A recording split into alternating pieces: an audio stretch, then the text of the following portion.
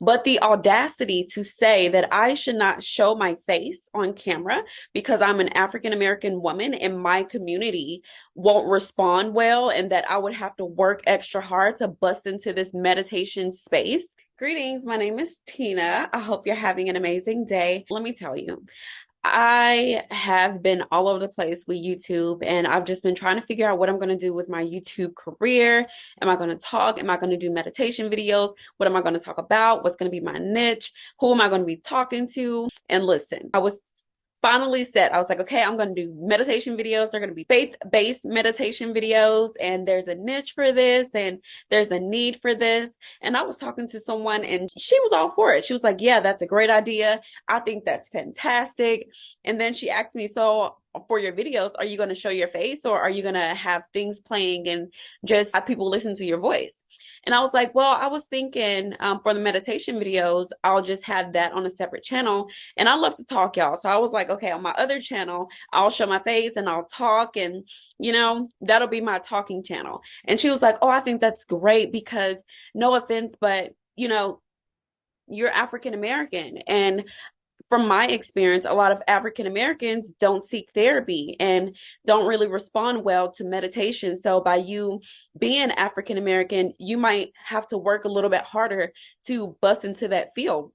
Y'all, let me tell you, okay, first off, we were on Zoom and I was just sitting there flabbergasted. And, part of me was like, I know that traditionally the African American community does not respond well to therapeutic practices when it comes to talk therapy and such. I get that. I'm a psychology major. I'm in graduate school for IO psychology. You don't have to explain the statistics to me.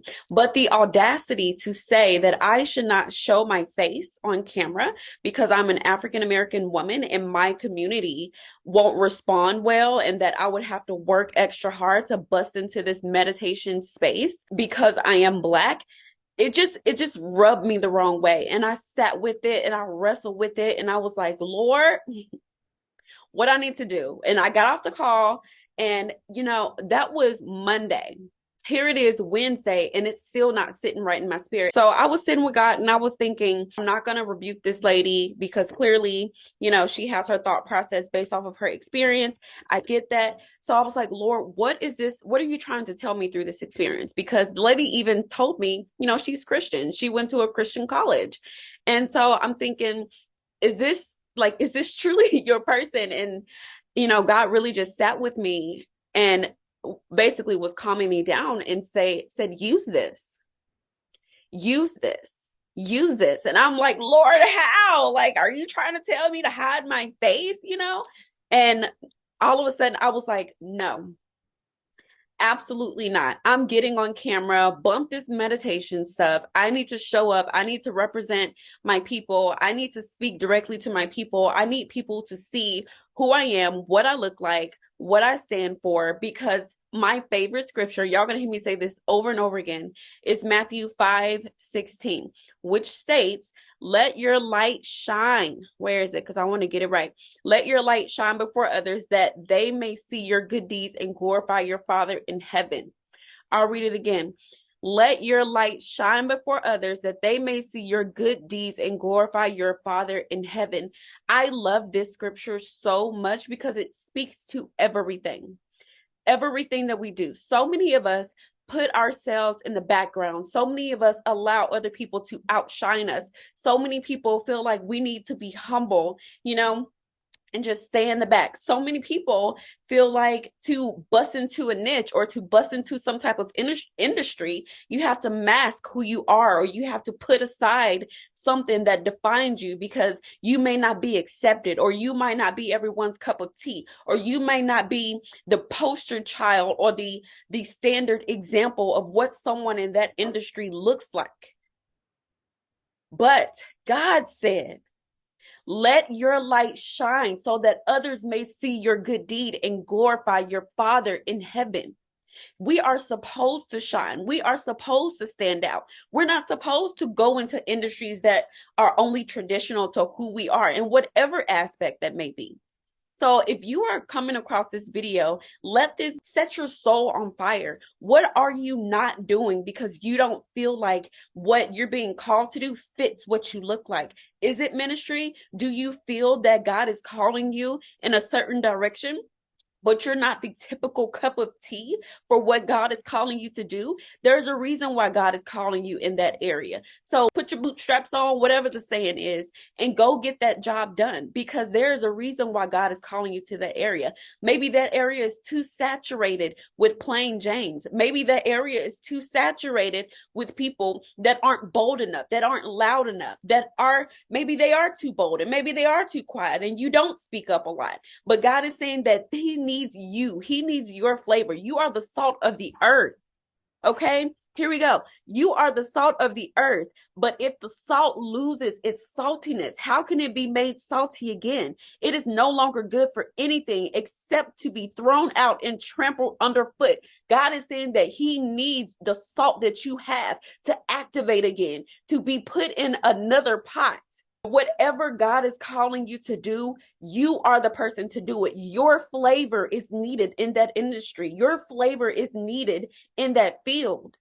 Don't let anyone's expectations or narrow mind or perception limit you from showing up and showing out for God, because God is saying, I will go first and I will set your crooked path straight so that you can walk through effortlessly, easily. Your gifts will make room for you and put you in the table before great men. God has been developing you. God has given you everything you needed to walk through that path and walk into that field and that industry and dominate it.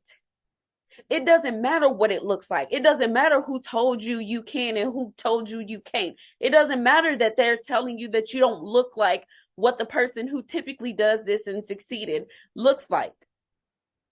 Y'all, I'm telling you, that lady, and I don't blame her.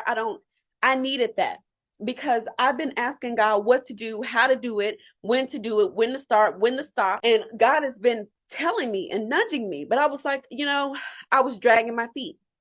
And to hear her say that, for some reason, it literally lit the fire in me that I've been needing. And so I pray that this experience helps you the same way that it helps me. Thank you so much for listening. Welcome to this new channel. My name is Tina. And honestly, I want to talk to the single mothers out there.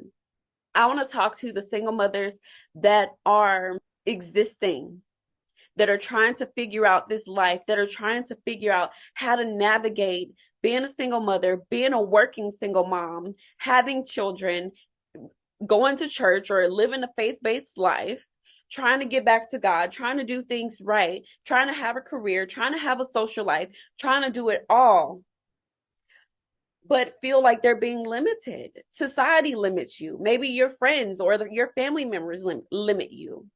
Maybe people tell you that you can't do it because you're a single mom, or that may be too hard because you have so many other things on your plate. This channel is for you. This channel is for you. And I pray that you stick around. I pray that this word was encouraging to you. I pray that something about me, something about this message, something about the way that God shines through me helps you in your walk, in your life, and helps you get whatever you need to succeed. Thank you so much for listening, and I pray you have an amazing day. Many blessings.